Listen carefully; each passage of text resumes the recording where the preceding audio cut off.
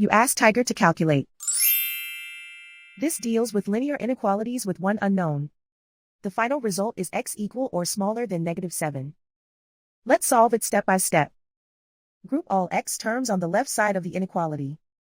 Subtract 4x from both sides.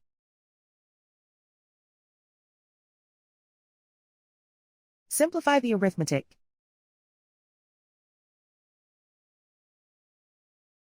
Group like terms.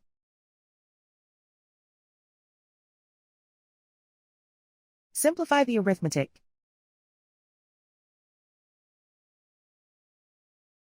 Isolate the x.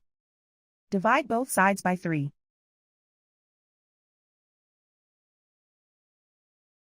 Simplify the fraction.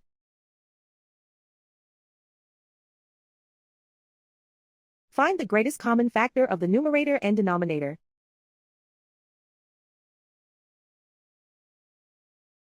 Factor out and cancel the greatest common factor.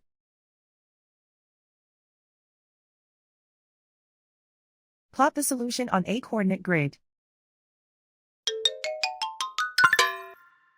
And so the final result is x equal or smaller than -7.